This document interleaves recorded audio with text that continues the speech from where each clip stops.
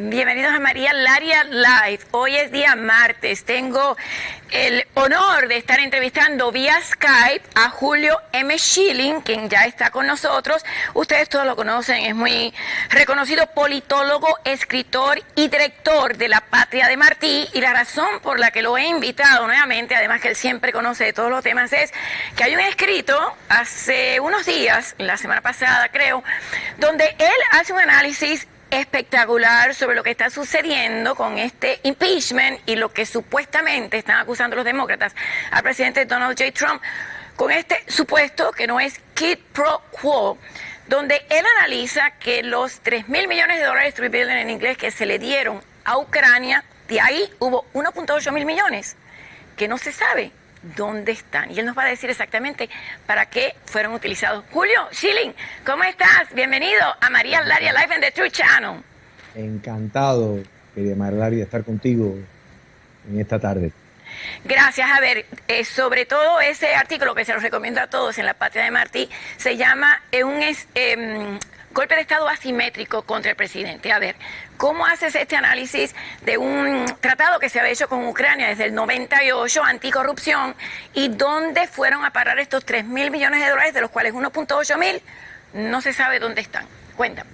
¿Cómo no? Mira, primero, esto lo tenemos que poner en un contexto de María Laria para ser completamente justo. Porque hay personas que, en otros canales, particularmente canales extranjeros, han cuestionado el tema de golpe de Estado y consideran que es un lenguaje bastante fuerte. Sobre todo en América Latina, la noción del golpe de Estado, pues todos visualizamos tanques y una movilización de un aparato muy visible, que si hay un cambio de gobierno de ese tipo. Pero en los Estados Unidos eso no se ha utilizado, pero sí se han utilizado otros métodos, y de hecho con esta administración, o sea, contra esta administración, mejor dicho, hemos visto desde el primer día. Y por supuesto, esto empezó antes incluso de tomar el poder el presidente Donald Trump después de ganar las elecciones, pero desde instantáneamente escuchamos la noción de resistencia. O sea, bueno, resistencia es la resistencia nicaragüense que combatió la dictadura de los sandinistas, la resistencia afgana que combatía la fuerza soviética. Resistencia es cuando se está luchando contra un régimen despótico. Una democracia, ese lenguaje no tiene ningún lugar. Sin embargo, y nadie, no escuchamos nadie de la izquierda horrorizarse como se horrorizan ahora cuando uno utiliza la noción del golpe de Estado, pero la idea de resistencia lo escuchamos desde el primer día, que había que destituir al presidente Trump, ¿no es verdad?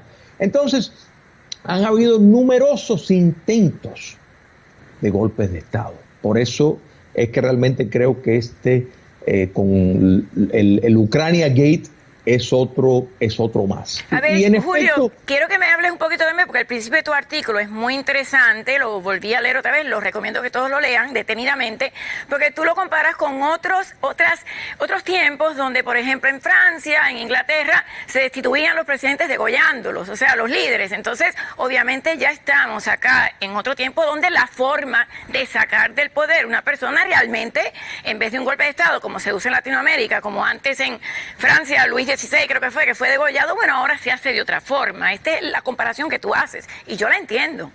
Cómo no, mira, y te agradezco la referencia que haces del artículo, porque en efecto, mira, todos hemos escuchado de sobra la reputación que tiene la Revolución Francesa, de que hubo determinado salvajismo producido por los jacobinos, que le pasaron por la guillotina al monarca francés, y todo eso fue, ¿no, verdad?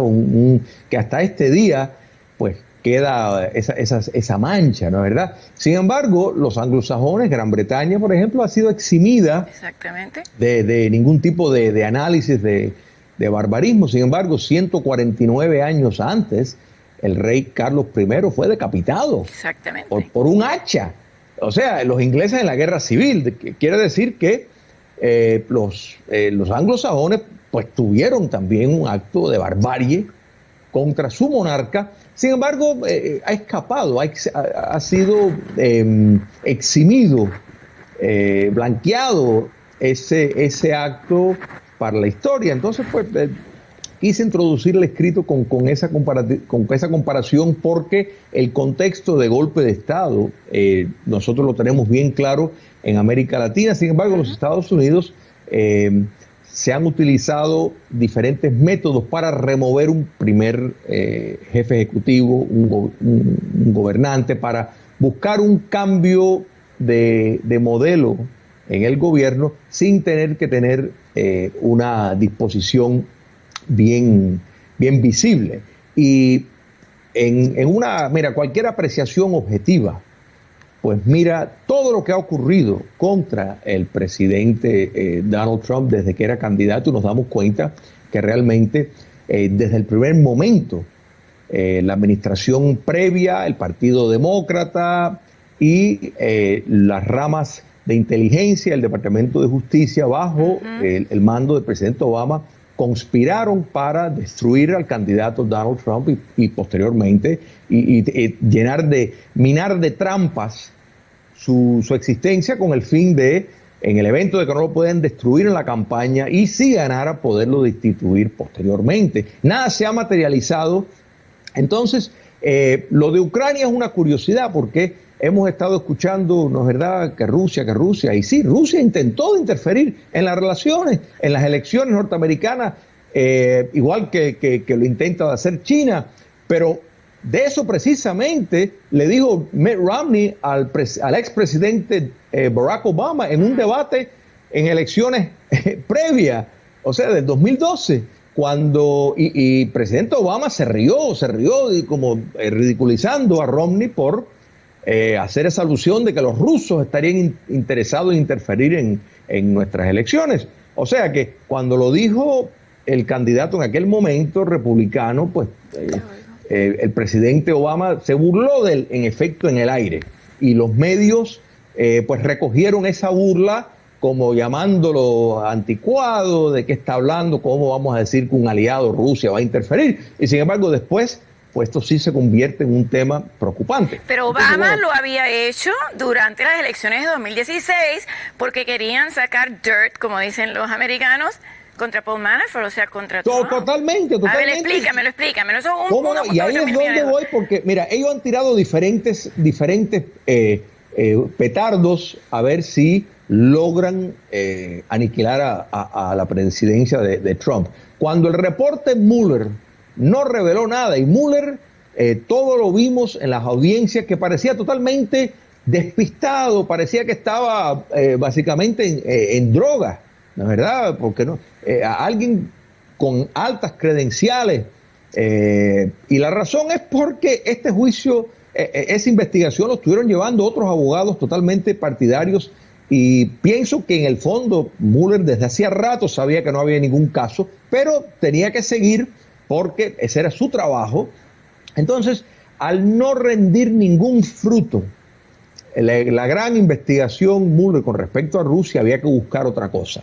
Y había que buscar otra cosa, María Daria, no solo porque querían sacar al presidente, o quieren seguir sacar al presidente Trump de la Casa Blanca, sino porque el fiscal general de los Estados Unidos, el señor Barr, precisamente a raíz de una serie de informes que nadie se había tomado el trabajo a profundidad de investigar, pues reconocieron una cantidad de irregulares extraordinarios, y algunos de ellos que estaban contenidos en el reporte Mueller, que dejaría a uno perplejo de por qué no se acusó y se prendió cargos criminales contra determinadas personas que se eximió. Entre ellos, ahí nos quedamos, me tengo que ir a pausa, Julio, y ahí es que quiero que me expliques un poquito cómo realmente esta investigación tenía que haber sido, y fue de parte de Obama, que estaba investigando para tratar de que esos 1.8 mil millones de dólares de los 3.000 millones se hubiera destinado para tratar de averiguar algo negativo contra la campaña de Trump. Nos vamos a pausa y enseguida tú me lo dices entonces con lujo de detalle. Pausa y volvemos con Julio Schilling, politólogo, bueno, excelente analista político y escritor de La Patria de Martín. Volvemos con él. Pausa. Ok, ya estamos de regreso. Voy a ir un poquito, antes de pasar con Julio nuevamente, Jesús Uzi Razi dice, Julio es un hombre muy inteligente y capacitado, estoy totalmente de acuerdo. Dice, lo que está diciendo es la pura verdad, por esa razón debemos reelegir al presidente Trump por el bien del pueblo americano. A ver, Julio, continúame un poquito sobre este dinero, por qué fue utilizado y realmente la investigación debería haber sido, sí, interferencia, pero en contra de Trump. Correcto, correcto. Pero lo importante es entender, mira, el famoso dicho que el tiro le salió por la culata, fue porque tal vez estas serias transgresiones que la administración del presidente Obama cometió contra el Estado de Derecho norteamericano y la democracia estadounidense hubieran escapado el radar, pero precisamente por la insistencia en tratar de aplastar a la administración del presidente Obama, de negarle su lugar en la Casa Blanca, ganado por la voluntad popular, de acuerdo, y algunos cínicos o ignorantes pues dicen, bueno, no, pero el voto popular no. El sistema norteamericano con su sistema electoral pues le dio la presidencia a Donald J. Trump, y los fundadores de los Estados Unidos escogieron ese sistema porque es el más apto para no olvidarse del menos importante, del menos relevante en estados pequeños que no tienen la influencia de estados grandes que contienen ciudades de proporción de metrópoli. Pero bueno, precisamente por esa insistencia en querer destruir a esta administración, pues entonces que surge y le llama la atención, y este fiscal... el fiscal general Barr pues lanza 3 investigaciones serias acerca de una serie de cosas que ocurrieron. En cuanto a Ucrania, la administración del presidente Obama le había otorgado a Ucrania 3.000 millones de dólares en asistencia extranjera. Algo normal, aceptable, no hay nada mal en eso. Ucrania es un país, lamentablemente, de gran corrupción. O sea, eso pues es un hecho, y de esos 3.000 millones de dólares, más de la mitad no se fiscalizó, no se sabe exactamente a dónde fue. 1.8 mil millones de dólares no se saben a dónde fue. Entonces, la administración del presidente Obama, junto con el gobierno de Ucrania, que son, como tú bien señalaste, ambos tienen un acuerdo mutuo de investigación, como lo tienen los Estados Unidos con muchos países. Desde el 98. En este caso del año 98, donde se comprometió a mutuamente hacer esta investigación acerca de dónde fue a parar este dinero. Y el gobierno de Ucrania, por supuesto, está obligado a cumplir, igual que el presidente Obama, pues tenía que hacer esto. No había nada malo en que, o sea, era necesario para cumplir su función de presidente, hacer cumplir la ley. La Constitución le daba a Obama la potestad de lanzar esta investigación en Ucrania, o sea, trabajar con el gobierno de Ucrania para buscar ese dinero.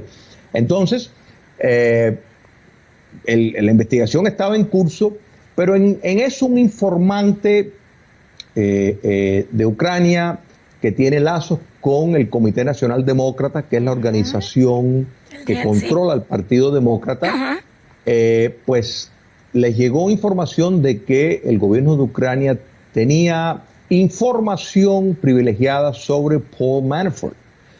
Paul Manafort en ese momento, estamos hablando de enero del 2016, se estaba acercando y era parte del equipo de la campaña presidencial de Donald Trump. Entonces, de pronto se convierte una insistencia, un enfoque del gobierno del presidente Obama en obtener esta información, en obtener estos informes de Paul Manafort, y le pone presión a el Departamento de Justicia, el departamento que está haciendo esta de investigación anticorrupción en Ucrania, a que haga 2 cosas. Uno, que le dé la información sobre Paul Manafort, los expedientes que ellos tenían, y la dos, otra, que dejaran de investigar a Burisma, que soltaran esa investigación. Burisma es la empresa donde trabaja el hijo de Hunter Biden, el hijo de Joe Biden, mejor dicho, trabaja el hijo de Hunter Biden, y es una empresa que, o sea, parece que tenía ya una conexión con la corrupción muy extensa, y entonces, bajo presión del gobierno norteamericano, desistieron de la investigación a Burisma y le entregaron esos documentos. Esto nos enteramos porque el gobierno de Ucrania primero en diciembre del 2018, un tribunal en Kiev, exacto, en Ucrania, dictaminó contra la unidad anticorrupción de Ucrania, de su propio país, considerando que se habían involucrado indebidamente en las elecciones presidenciales de los Estados Unidos del 2016. En otras palabras, reconocían ese acto. Entonces sí hubo corrupción, pero al revés. Hubo corrupción de parte del gobierno de Obama contra Trump. O sea, que ellos condenaron a su propio gobierno por haber colaborado y cedido ante la presión del gobierno. Y ese es el fiscal que querían despedir, que Biden dice, si no sale el avión en 6 horas, si no me despiden, no hay ayuda. Correcto. Ese fiscal y una serie de otros fiscales que estaban investigando, todos han firmado testimonios jurados de que fueron presionados por el gobierno norteamericano. O sea, que su gobierno le dijeron, esto lo tenemos que hacer porque no podemos perder la ayuda, y el que paga manda, y desistieron de la investigación que tenían contra la empresa energética ucraniana, de la cual estaba asociado el hijo de Joe Biden, y le entregaron documentos de manera indebida a la administración de Barack Obama. Entonces, ya ahí de entrada, precisamente el abuso de poder que le quieren tirar sobre los hombros al presidente Trump, claramente el presidente Obama lo cometió, y tienen el testimonio de una serie de oficiales ucranianos que lo están diciendo. Entonces, ya ahí de entrada nos vemos en lo que puede ser uno de los primeros intentos de precisamente de interferir. Pero esto se pone mucho más complicado porque la investigación, entre las 3 investigaciones que te está haciendo, es, de nuevo, la fabricación de información. O sea, de aceptar información de inteligencia extranjera, tanto la británica, tanto de Italia, tanto de Australia, como información fidedigna, y se le entrega, y en esto estuvieron participando John Brennan, el jefe de la CIA bajo Obama. James y de nuevo, es increíble cómo alguien que fue miembro del Partido Comunista puede llegar a ser jefe de la CIA, como fue John Brennan. Y por favor, no me digan, bueno, era joven, no importa. Efectivamente, en la juventud se cometen indiscreciones, pero nadie puede ocupar un puesto como la jefatura de la CIA, a alguien que perteneció al Partido Comunista y que en el año 76, votó por un candidato comunista. O sea, eso es inaceptable. O sea que entonces, sí hubo colusión, pero no colusión como la que están tratando de hacer con el presidente Trump, sino al revés, para entonces no investigar a Manafort, tener este dirt on Manafort, que era el jefe de campaña de Trump entonces, sino también entonces para que dejaran de investigar a Burisma. Me tengo que ir a pausa, Julio. Yo sé que tú estás deprisa, pero en el próximo segmento quiero que me hables un poquito de lo que está pasando en Latinoamérica, que está convulsa totalmente. Y tengo un audio que estoy segura que has escuchado del foro de Sao Paulo, cuando Maduro dice, nosotros estamos teniendo éxito con todo lo que hemos planeado, que lo estamos viendo en Chile, lo estamos viendo en Argentina, bueno, en todas partes de Latinoamérica, que está convulsa. Y después tienes un simposio del que me quieres hablar. Y más adelante tengo a Eric Vergara, que es ex agente de inteligencia y de seguridad nacional también, para hablar del cese al fuego que ya acaba de terminar a las 3 de la tarde. Y Putin está con Erdogan en Rusia. Pausa y volvemos al final de este segmento. Pero voy a poner este audio corto de Nicolás Maduro, el dictador venezolano, cuando admite que lo que se planeó en el foro de Sao Paulo en julio es lo que está pasando ahora en Latinoamérica. A ver, aquí está. Este Congreso fue una decisión colectiva Pero es un video. De todos los partidos políticos líderes del Foro de Sao Paulo que se realizó en Venezuela del 24 al 28 de julio. Así que al Foro de Sao Paulo le puedo decir desde Venezuela, estamos cumpliendo el plan, Foro de Sao Paulo. El plan va como lo hicimos. Va perfecto el plan. Ustedes me entienden. Foro de Sao Paulo, el plan va en pleno desarrollo. A ver, Julio, este hombre es tonto, estúpido, que lo está admitiendo. Todo lo que estamos viendo en Chile desde el viernes con esta protesta, que Sebastián Piñera realmente está muy preocupado, y todo lo que está sucediendo en Latinoamérica, lo planeó Maduro en el Foro de Sao Paulo. Lo planeó Maduro. Le dijeron a Maduro que dijera eso. Y la razón, mira, el Foro de Sao Paulo, primero tenemos que entender, y sí es cierto lo que él dice, o sea, en el sentido de que esto pues lo tenían ellos coreografiado, preparado. Es incierto que él fue el que dio la orden, él no tiene la jerarquía para poder hacer eso. Los amos que están en La Habana son los que tomaron esa decisión. Mira, el Foro de Sao Paulo, María Laria, fue el rescate del comunismo internacional tras la caída del comunismo soviético. O sea, desde ahí es que se modificó el modelo dictatorial y el modo de ejercer la subversión para llegar al poder. O sea, tenemos que entender de que todo esto se empezó a elaborar desde 1990, donde se preparó a figuras como Hugo Chávez y una serie de impresentables que después llegaron al poder. En la década de los 2000 vimos esos frutos: Venezuela, Bolivia, Nicaragua, Ecuador, Argentina, Brasil. Todo esto fue precisamente parte del modelo dictatorial del Foro de Sao Paulo, donde ya se llegaría al poder aprovechando los espacios que te ofrece una democracia y una sociedad abierta para pervertir las instituciones, perpetuarte en el poder y pretender que eres una democracia cuando no lo eres, defenestrar a las Fuerzas Armadas. Y cuando miramos todos los casos que han tenido reversiones, Brasil, Honduras, Paraguay, es porque no lo pudieron penetrar las Fuerzas Armadas. Entonces, recientemente hay un grupo que sale, grupo de Puebla, nombrado así por la ciudad en México, el Puebla, que contiene determinadas personas como Rafael Correa, Fernando Lu, Alberto Fernández, el candidato que está postulándose con Cristina Kirchner en Argentina.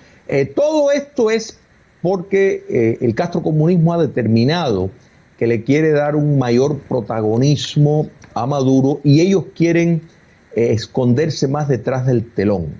Las razones yo creo que son obvias, porque los Estados Unidos claramente los está responsabilizando a ellos por todos los crímenes de lesa humanidad en Venezuela y en Nicaragua, y están buscando tener una participación menos visible. Entonces, pues, están engendrando este tipo de organización que, dicho sea de paso, incluye a elementos de España, y no es casualidad que estamos viendo estos motines en España. Y todo esto, María Laria, no es nada más y nada menos que la guerra comunista por el poder en el siglo XXI. En otras palabras, esto no se... Mira, el que pueda pensar que unidades populares, que el pueblo se va a organizar de esa forma para ir a quemar un edificio con esa exactitud y esa coordinación y esa capacidad de movilización, por Entonces, favor. todo esto que está pasando en Ecuador, en Nicaragua, en Chile desde el viernes con el problema del metro, bueno, que ha habido 11 muertos ya. En Bolivia ayer ganó Evo Morales y va a ir una segunda vuelta. Ahora parece que no necesita la segunda vuelta cuando no tiene el porcentaje. Todo esto es organizado por el Foro de Sao Paulo. Y este es el tema de tu simposio el jueves. El jueves se trata es Argentina, democracia o despotismo.